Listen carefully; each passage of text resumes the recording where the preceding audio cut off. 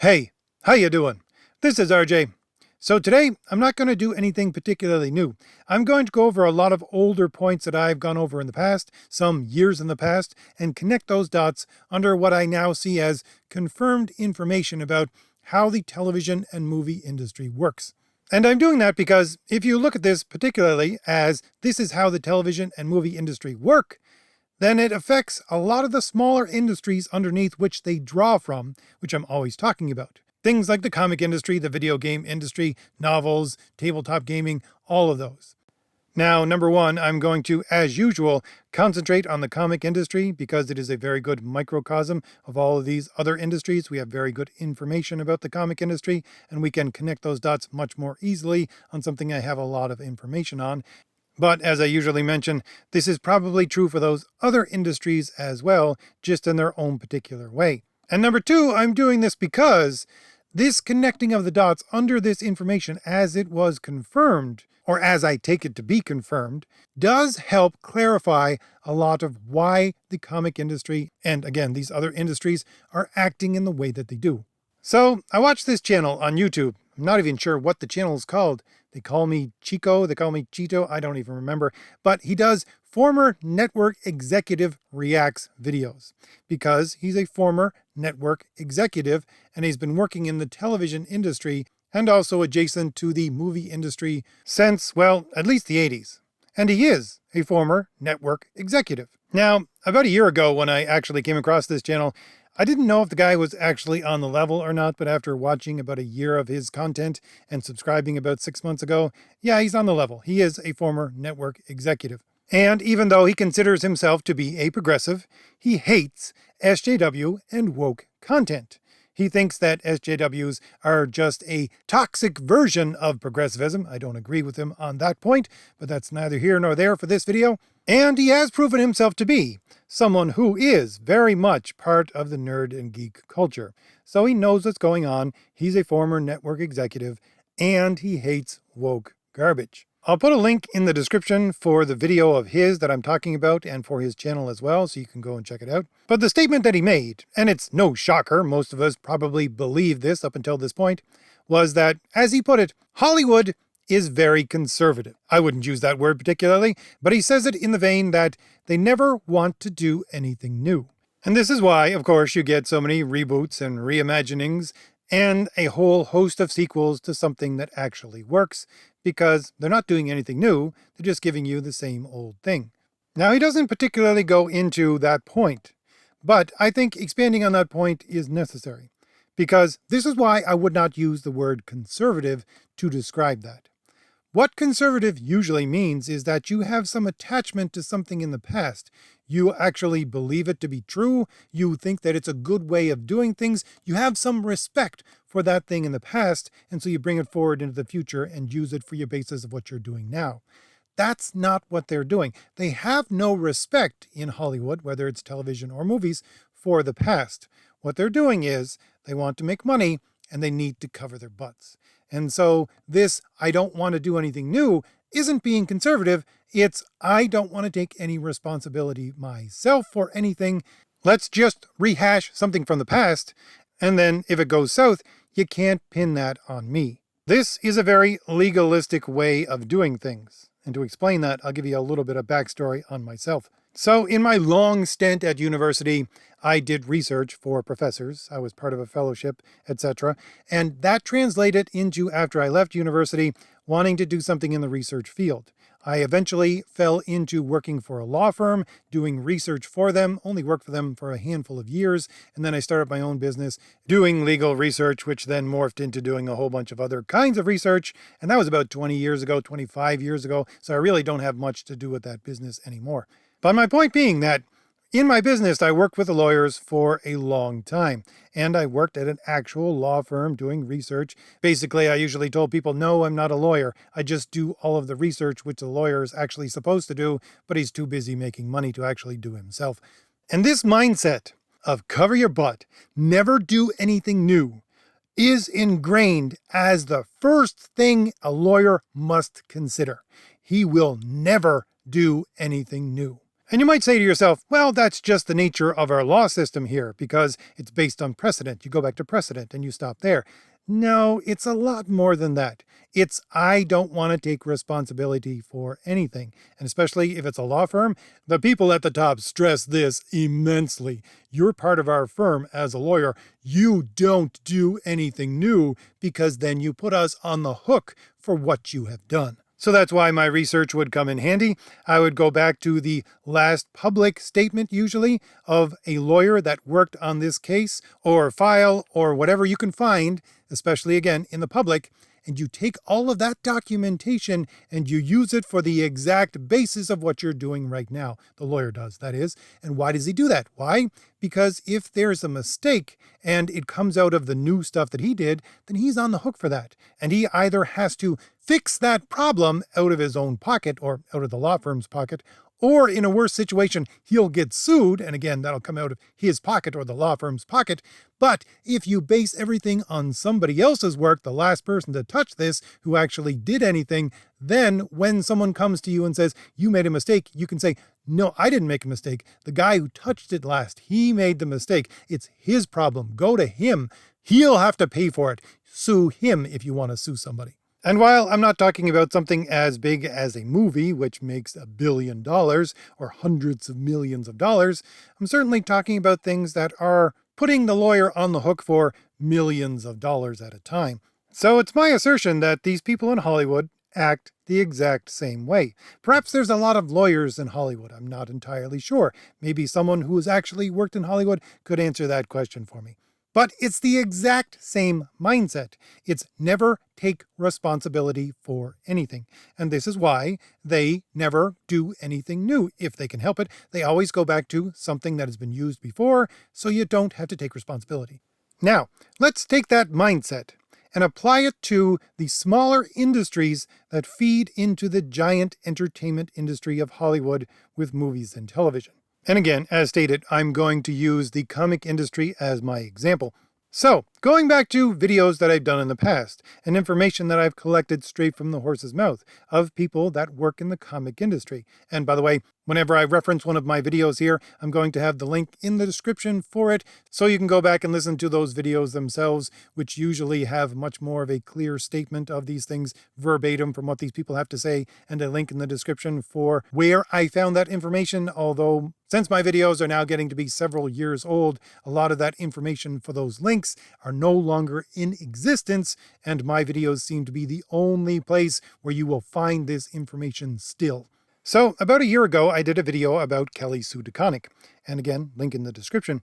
And that video did pretty well, especially for my channel. It got about 50,000 views. People were very interested in what she had to say because she was trying to put forth the idea that Hollywood should use the comic industry as a test run industry for all of their ideas in order to make movies and television shows. Now let's delve into that for just a moment. First off, why did this woman think that this statement of hers would make any impact whatsoever? Well, if you don't know, Kelly Sue DeConnick is the creator or recreator of the current Captain Marvel, Carol Danvers, who is Carl Manvers, that we see within the MCU right now. And she was lauded for at least a year when the Captain Marvel movie came out as being the person who wrote this character, who really created the character anew that you are going to see on the movie screen. She did interviews for newspapers, for various media outlets, and she felt like she had some kind of connection to Hollywood.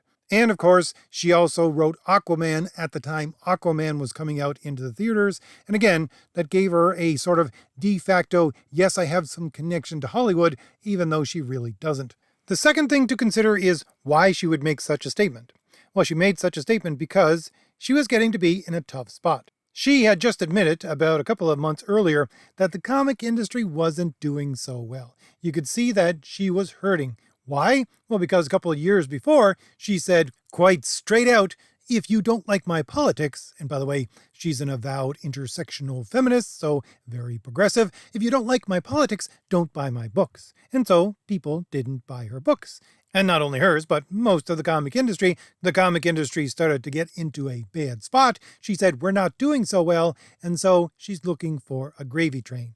And that gravy train for her was Hollywood should pay us so that we develop their ideas for them.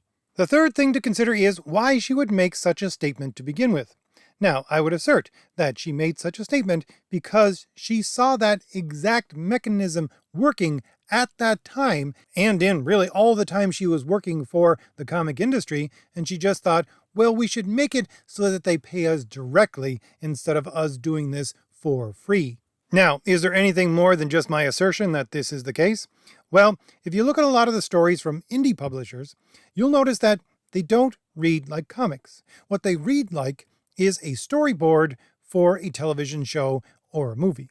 And that's what a lot of indie comics have become. Now, some of these comics have been picked up and used for shows. Nothing really for a movie that I can think of off the top of my head, but definitely for television shows, ones that never usually last. And quite honestly, it's very few and far between that this actually happens. However, there's another example of this existing within the comic industry. It is Valiant Comics. Valiant Comics, which many people right now think is about to go bankrupt. Valiant Comics was bought by a man several years ago who decided and declared this is what he was going to use the comic company for. He was going to use it to develop properties which could then be put into television shows and movies. So Kelly Sue DeConnick wasn't just pulling this out of her hat. She saw this going on in the comic industry. And this does play into the exact thing I started talking about at the first. Hollywood doesn't want to do anything new, therefore give them an established property, and then they'll have some interest in doing it. And the final question to ask on this situation is, why did this make no impact whatsoever? Why?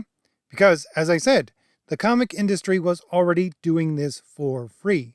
As the old saying goes, why buy the cow if you can get the milk for free?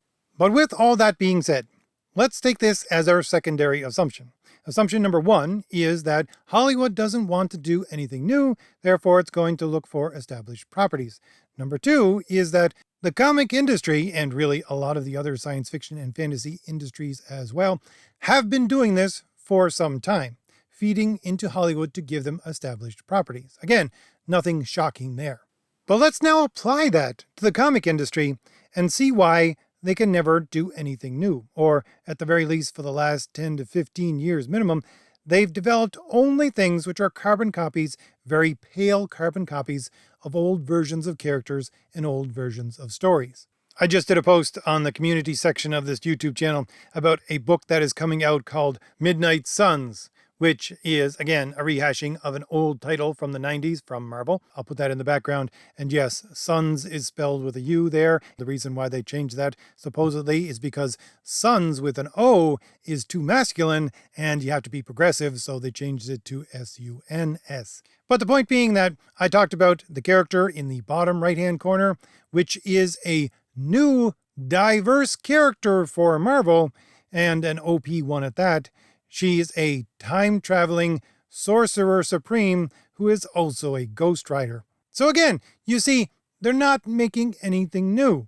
They're just rehashing old ideas. And this is what the all-new, all-different Marvel was when it came out. It was just a rehashing of old ideas. It was taking existing characters and swapping them out for new, diverse versions of those characters. This began with Captain Marvel, Carol Danvers. She wasn't Captain Marvel. She still isn't, if you ask me.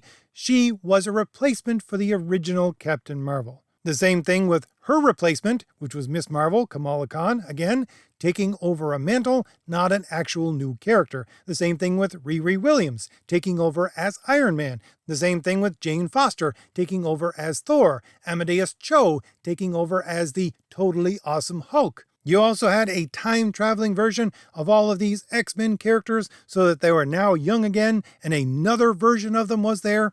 The same thing with Kate Bishop Hawkeye, Miles Morales, the new Spider-Man, Gwen Stacy, a new Spider-Man, and a whole host of Spider people, etc., etc. This is what they called all new, all different. Now, there's only one character that really stands out among these, and that would be America Chavez. Now, America Chavez is a rehashing of an old character, but a very old character, one that hasn't been seen for a long time. I think Miss America was probably only seen in the Invaders and the All Winners comics. I'm not entirely sure if she had any mainstaying comic after that. So that's a long time ago. That's World War II. But the reason why I bring up America Chavez specifically is because let's look at this character and some of the things said about this character and how this process of taking a supposedly new character from Marvel and then building it up slowly over time, even though no one likes it, in order to make it an established property, in order to get it into television and movies. We'll do this probably for two characters, America Chavez and Kamala Khan. Now, of course, I'm not discounting all of that progressive ideology, which I've talked about in the past, and all of its impacts on any of this. That all still stands. And part of that is these people, these quote-unquote progressive people, can't really create anything new. And I've gone over that in the past. Art itself is the ability to take an idea and to bring it into external matter. But the point is that in order to do that, your idea has to be, first, in conjunction with reality. If it isn't, there's no way you can translate it into external reality.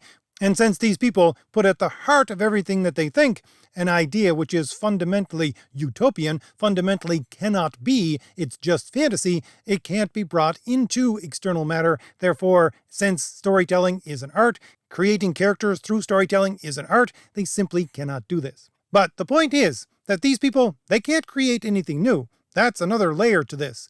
And the reason why they do this, they subvert these existing characters, is because, of course, they can't create anything new, and they have a similar kind of mindset. I don't want to create anything new, that would put my butt on the line. Therefore, let's just rehash this old character. And they do that because of what I'm about to say. The following quotes, which I'll give you and have given before on this channel from Sana Amanat, talking about America Chavez as a character and why she doesn't sell and what they're going to do with that character. Sana Amanat, who, by the way, at that time was the second in command at Marvel Comics, the vice president of content and character development, and has since moved on to Hollywood in order to be a producer on the Ms. Marvel show. Her statement was this: "There are books like that." She was talking about America Chavez, also talking about canceled books, because that was the question that was presented to her at the Comic-Con. She says, "There are books like that, which they make it out, and maybe they don't last. Sort of, 50 issues, but they last for the time that they do. And I consider that a success and a special moment, because then, hopefully, people will go buy it in a collection and a trade. And we don't consider books like that any less successful than a book like Avengers, because of the impact it can have in other spaces and other markets. And we're also trying to make sure that we're telling stories across all of our platforms." And then she goes on to talk about YA novels and middle grade novels. And then she continued by saying, "But there are all of these other places where if these characters don't necessarily sell as well as we want, we do believe in them, and we will find other spaces to take them. And that's really what Marvel Rising is about. America Chavez does not currently have her own comic series anymore, but we love her, and we really want to do more with her, and that's really why she's a part of the cast." And again, my original video where I talked about this quote, link for it is in the description. And in that older video, I talked about how what she is referencing, in part, is the progressive ideology getting out there. So I've talked about the ideological part of that. But the selling part, the part of what we're going to do with this character as a product, that's what I'm talking about here now. And you see, from her own words, she's saying, look, this character didn't sell well, this character didn't develop an audience, but we're still going to take this character and put her into collections and trades, and then hopefully that's going to sell in other markets, and we're going to take this character and put her in as many venues as we can. Now the question becomes, and I've asked this in the past, why in the world would you take a failing character and say, yeah, we're going to take this character and spam it out everywhere because we think it's a success, even though it has failed? Well, first off, it's because they're part of this mechanism of putting this character into larger and larger venues until they get into television and movies. And the first part of all of that, after they've created this comic book, is, as she indicates here, selling these characters in a trade. Where? How? Well, again, she gives a hint here by talking about the YA and middle grade novels. That was the next step for America Chavez. And she says later on in this panel at the Comic-Con that where is she looking to take these characters and sell these trades in? Well, she's looking to sell these characters through these trades to libraries and library associations. And how does this work? How do they sell it to libraries and library associations? Well, it's not through a quality of content. It's through a progressive messaging. A lot of us know that the education system and certainly the library system is extremely, heavily progressively controlled. And so you put a progressive message into these books, then you can sell them to library associations. And again, this is not me just making this as a blind assertion. There's another interview that Sana Amanat did where she states the following.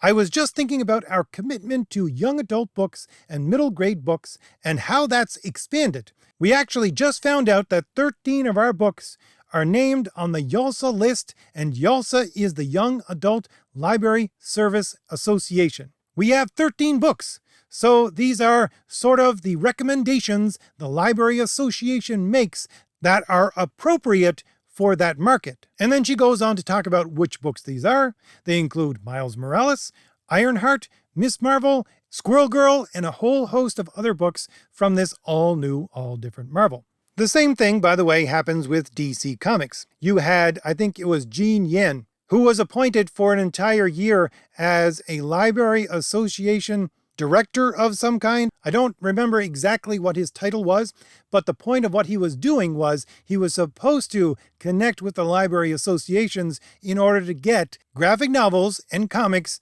into libraries and into classrooms. That's what he worked at for that entire year as an ambassador for that exact thing. And again, Jean Yang is a writer for both Marvel and DC Comics. So we know that these books are not picked up because of their quality, which can be proven by the sales numbers for those books at that time, which we have good information on. We know they don't have quality. They don't have good stories. They have a progressive agenda. And this is specifically put in there so that they can get some kind of article done about them, usually in a mainstream media or press kind of way, either the New York Times or CNN or one of these progressive news outlets actually covers the fact that they created this book with this character that is supposedly ultra progressive, so they gotta shout it out there to the heavens, and then it gets put onto these lists like the YALSA list, which is part of the American Library Association, and then they recommend these books to be bought by people who run libraries and who run school associations and are trying to get these books into the classroom. And so you take this book, which is a failing book, which they admit is a failing book, but they still call a success, and they support it by all of this press, taking it and putting it on these lists, giving it praise, giving it awards, which then translates into sales to library associations and schools. By the way, this quote-unquote progressive takeover of the schools and what they're doing, it's not just because of the agenda that they want to push onto the minds of children. They're also using these children as their economic foothold in order to get into popular culture. Because these books that are brought into the libraries and library associations and Scholastic, which was one of the other things she was talking directly about in those quotes, they're being sold to a captive audience. And that captive audience is school children. And being done not just in novels, there was also, I think it was 3 or 4 books that were put out by Marvel where they got playwrights to write plays that included characters like America Chavez and Kamala Khan and Miles Morales, and I think one was Loki, so that these plays were directly built to be put on by school children and their theater associations within high schools and middle grade schools. So, process is, you build a supposedly new character, which is just a carbon copy of an old character. So at that time, you can trade off of somebody else's work in order to say, look at all the history that this character has, therefore let's do a new book for it. You take that book and you make the character extremely ultra progressive. You do that in order to get media coverage. The media coverage then gets these books onto awards lists. These awards lists then translate into sales for trades into these captive audiences, which are your children within the library, within the school system. These sales to these library associations and these schools then translates into, I can slap this success down on the table and say, this character deserves a new series. Then they do the entire process over again. They say, let's do a second series of America Chavez or Miss Marvel. And that's what they do. They sell it again to the library associations. Then they've built up, after about 3 or 4 runs, enough material, enough praise, and enough of this captive audience to say, yes, we deserve to put this into a bigger market. Just like Sana Amanat was talking about in that quote that I gave. And where does it go from there? It goes from there into something like shorts in the internet, which is what Marvel Rising was all about, which she was talking about, taking these characters like Kamala Khan, like America Chavez, putting them into shorts that were going to be viewed on the Marvel page and on YouTube. That translates into another success, quote unquote success, which they can then bring to Disney and say, look at all of this that this character has done. Let's take her and put her into an animated series or an animated movie. And this is exactly what they did with Kamala Khan. They took her from those shorts on the internet and said, let's put her in these Marvel Rising one-shots, which were cartoons for Disney. And they sold that through putting in other characters like Spider-Gwen and America Chavez. And then after that, they used all of that quote-unquote success to bring her into a movie. And by the way, no one watches these things. No one cares about these things. It doesn't matter. They took this movie, this animated kids movie of Marvel Rising that Disney created, and stuck it in the worst time slot imaginable for trying to sell it to kids. I think it was like 9 o'clock on a Thursday night, if I remember correctly, and Sana Amanat had to go on one of her podcasts and said, please, please, parents, can you let your children stay up and watch this? You should actually set them in front of the television so they can watch this. I think that was mostly her ego talking there, because it doesn't matter if people watch this. It doesn't matter one whit what happens, because the entire process is building up a supposed audience for these characters, a supposed history for these characters, so that you can slap it all down on the table and say, look, this isn't something new. This is a character that has backing, that has an audience, that has all of this history. We wouldn't, of course, been able to do all of this with multiple series and multiple collections and then shorts on the internet and animated television shows and animated movies. We wouldn't have been able to do all that if this character was not successful. They back that up, by the way, with social media clout. One of the things that I've done over the course of my channel is to watch the job postings that Disney puts out there. One of them is a social media analyst for Marvel Comics, and I've heard at least one of them talk on the podcast. They say, you don't think that people look at what you post when you post things on the Marvel Twitter site? No, people do. I do. I take it, I compile it, I put it into numbers, and then we use it to actually determine what is going to come next. But of course, I would add, it's all shaped in this way in order to get that exact result that they already want. They want this social media presence to support the idea that there is an audience for this character that has allowed all of this to be built up. And after you get all of this to be built up, what do you get? Well, you go to Hollywood and you say, this character, Kamala Khan, Miss Marvel, she deserves her own television show, and she gets it. And then, what are you going to do with that? You're going to say, well, she deserves to be in the movies. And that's already in the making. And this whole thing is predicated upon the idea that Hollywood will not do anything new. That's why this entire process actually exists. And here's where I throw in that little tidbit of information of, why in the world do you think Joe Quesada went in, I think it was 2009, and knocked on the door of Sana Amanat, a person who had only worked at an indie comic company doing God only knows what for 2 years, a very small company before it went bust, and offered her a job to literally change the course of Marvel Comics and how they were made. Those being her words to describe that exact interaction. Why? Because she has ties both to the political realm and to Hollywood. Her cousin that she grew up with was the right-hand man of Hillary Clinton at that time, and her brother at that time was a major Hollywood producer. Again, greasing the wheels in both directions. Because Hollywood doesn't want to do anything new, you gotta present them with an established character which has, or at the very least, looks like it has an existing audience, and that it's going to be something where you can say, yeah, I don't have to put my butt on the line for this, therefore, let's use that. That's why this entire thing exists. That's why we get the characters that we get in comics right now. That's why we get the stories that we get in comics right now. And that's why it's not going to change for the comic industry that exists right now. And I'm sure at least some of you are saying, but none of this does sell. All of that social media hype is just that. It's a bunch of psychos on Twitter pretending that they're a mob of people. None of this actually means anything. And that's the silver lining to this entire thing. None of this does mean anything. All of these quote-unquote progressive people and their progressive ideology and their takeover of these industries happened because they learned how to play the game. They learned how to game the system. This is their use of the system that is in place. But their heart is not in the game.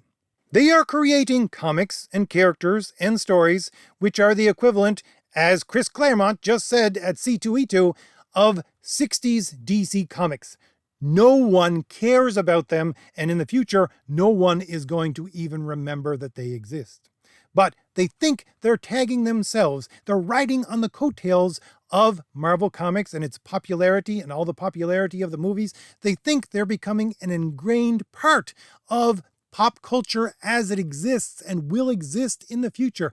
There are so many of these podcasts where they project their thoughts into the future and they say, yes, and in 10, 20 years, someone's going to look back at my story and say, yeah, that's where it all began.